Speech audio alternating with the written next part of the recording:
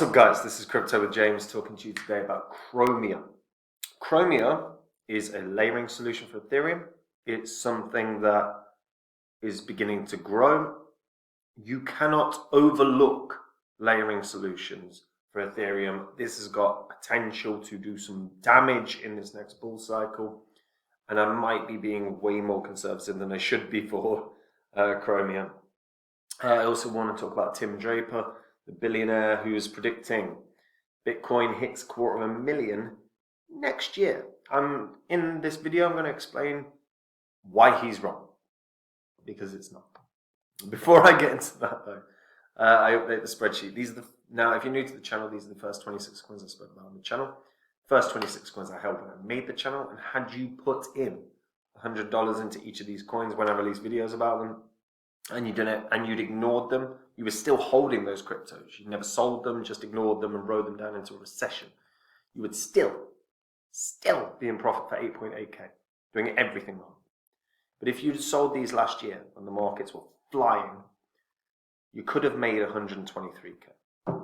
That's the difference between doing the right thing and the wrong thing. Obviously, I sold these coins off last year. These are not in my portfolio. If you want to see what coins I own, go read copymycrypto.com. On that site, I share every coin I own, every one I buy and every one I sell. I've set up tutorials throughout the site, so anyone that was new to crypto, doesn't know how to get started, can get started. I have been deep diving these markets for 8 years. And you can see on the spreadsheet the success. I'm always looking into the fundamentals. I'm always looking into the charts. If I see something with strong fundamentals that I think can push it forward to do the gains that I said Phantom could do, like that 100x, where it did 677, I'm going to go on and tell the members. Same as if I find another Phantom. I'm going to go on the site and tell the members why I think this can do huge gains, why I'm getting in on it, what percentage of my portfolio is going into it. And if you don't have the time to do your research, don't have the time to look into all this stuff, you can literally copy along and make the same profits I do. But go read the site. Everything on the site as well is verifiable because it's all on the YouTube channel. So go check it out, guys. Links in the description. Chromia. Chromia is priced at 11 cents right now. 63 million market cap. I do believe this can hit a couple of dollars. I absolutely do. That would put it at a really, only $1 billion. I say only $1 billion, but only $1 billion.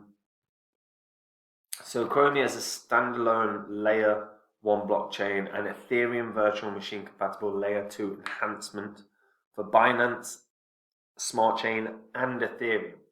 So the beauty of Chromia is it's got its own layer 1 blockchain. It's its own blockchain. And then they have got layering solutions for Binance Smart Chain and Ethereum. Now think how much it's going to improve Binance Smart Chain, because Binance Smart Chain is already fast, it's already cheap. Scaling the Binance Smart Chain means the Binance Smart Chain has so much more potential than it already does. And Ethereum requires multiple layering solutions because it's the single biggest ecosystem, it's the single biggest network in all of crypto. Now, Chromia, what I particularly like about Chromia is, look, they've set up all their SDKs for developers, and even by their own stats, compared to other blockchains, you can code 7 to 10 times faster compared to all the other modern blockchains on Chromia. So Chromia is already fit for purpose. It's actually perfect for gaming. It's got good speeds. It's got cheap transactions, and it's already has some quite successful games like My Neighbor Alice and Mines of Delania on it. These games have got a good shot of having some success down the line. Chromia has also got a nice growing DeFi ecosystem. Now, concerns obviously would be around Alameda Research being involved for obvious reasons. Now,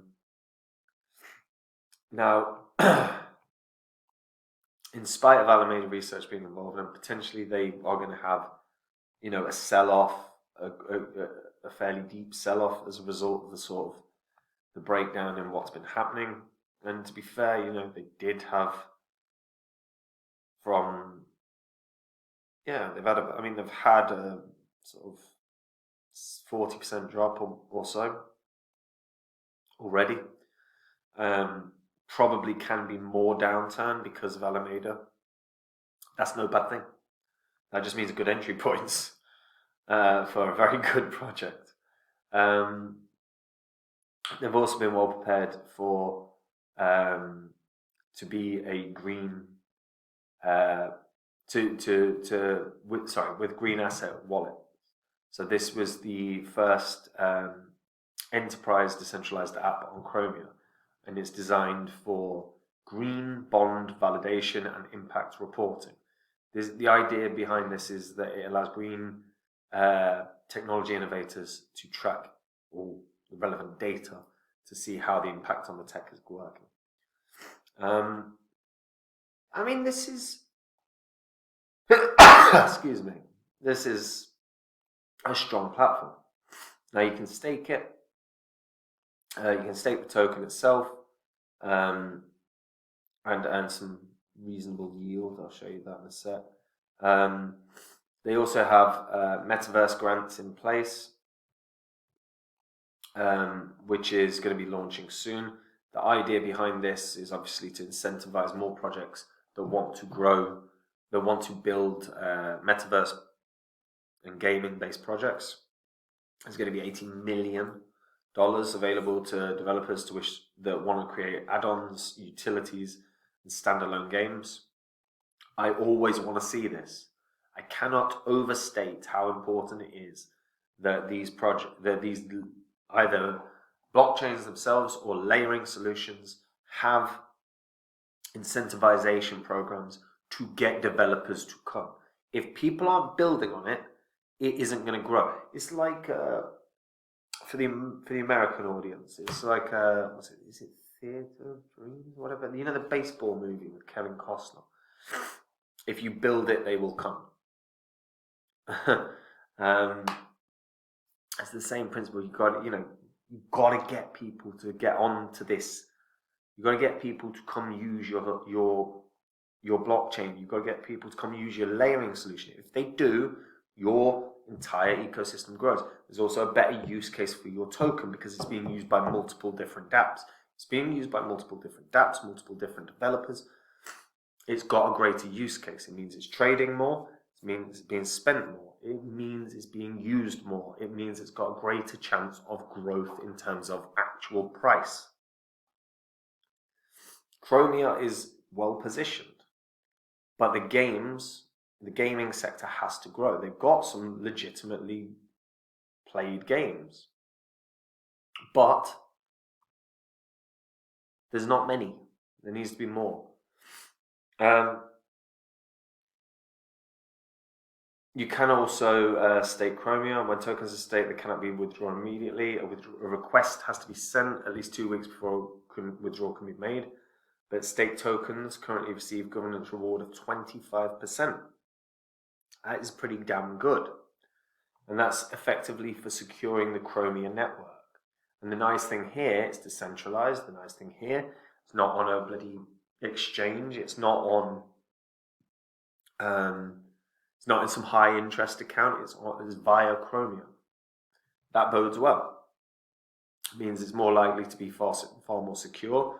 25% reward. You can actually justify and logically go, well, that's fair. I probably should stake them because 25% APR is actually very good. If you're just looking at squeezing out 3%, 4%, maybe you don't want it, but 25% bloody good, And the team have been around for a very, very long time. Many of them published academic papers about proof of stake back in the day. Things look good. The thing looks good, and I think there's a lot of potential here. But let me know what you guys think in the comments down below. What do you think? Do you think what the hell's happened to my camera? Oh well. So, what do you think of Chromia? Do you think it can do that? Can do more than $2? Because arguably it probably can. When you're looking at it, $2 gives it a market cap of $1 billion. we're looking at a $10,000 Ethereum, we're looking at a $1.2 trillion market cap. Then, and that's just for Ethereum. So then you're looking at all the layering solutions should also do some serious growth next bull cycle. But let me know again what you think. I want to get off this screen. It's doing my tit.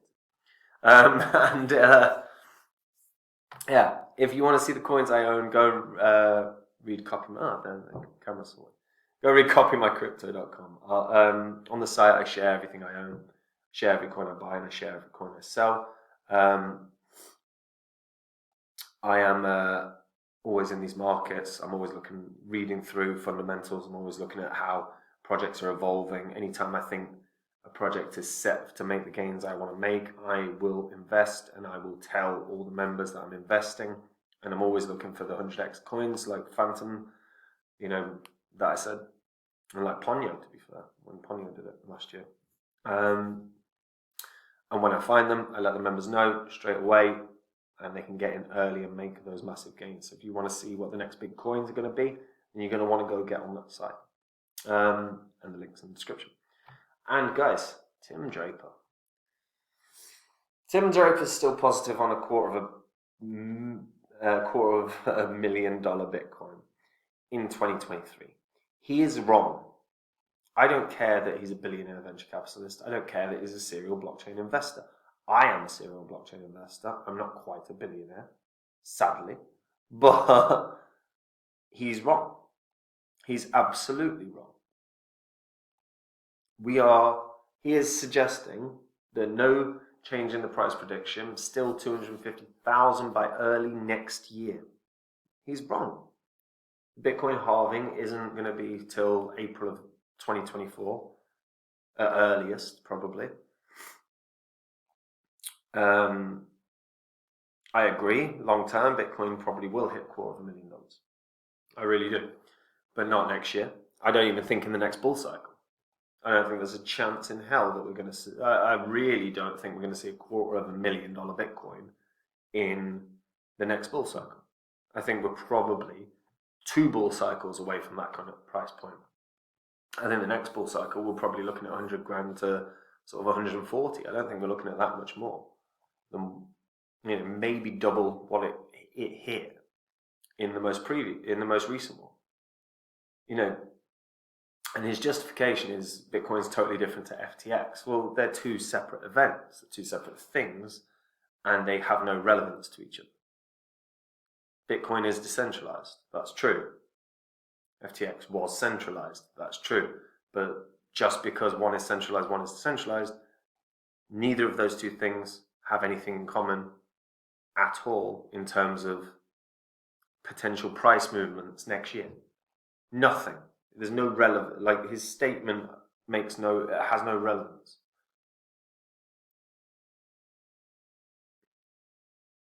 He's justifying that people are going to be more Bitcoin maxis because they don't trust the centralized systems.